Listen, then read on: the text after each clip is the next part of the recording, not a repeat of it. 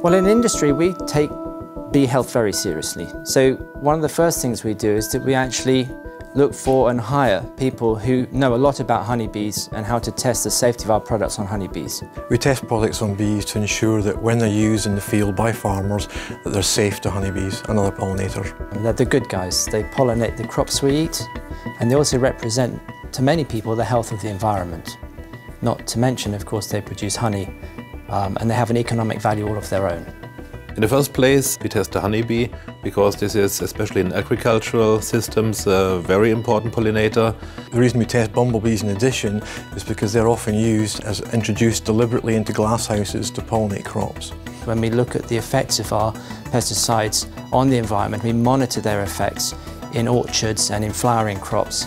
When we want to know whether a pesticide is safe to a honeybee when a farmer uses it, we start by asking the big questions first. Does it have activity on honeybees? And we do that in the laboratory. We are looking for any kind of ecologically relevant effects. In the first place, it is mortality, it is flight and foraging activity in higher tier tests as well. We also look at larval testing and chronic testing, so testing over a longer period of time. And then if we see effects there, we go to real bees in the real world, behaving naturally on real farms, feeding on real crops, where they behave in a way that is indicative of how bees behave in the agricultural landscape.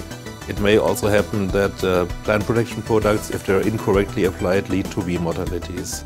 However, it's clearly established that the varroa mite and bee diseases are the causative factor #1 that are behind colony losses. There is a honeybee health problem in Europe. It differs from country to country, but typically one of the most common things we're seeing is overwintering losses. So bees coming out of the wintering period in a weak state, which then sets them at a disadvantage for the rest of the season. And of course there's a lot in the media, but I spend a lot of time talking to scientists, particularly here in Europe. And the overriding factor that comes across is that there's a disease which is transmitted by a rather nasty parasite called Varroa. And this disease is actually killing off hives throughout the region, one by one.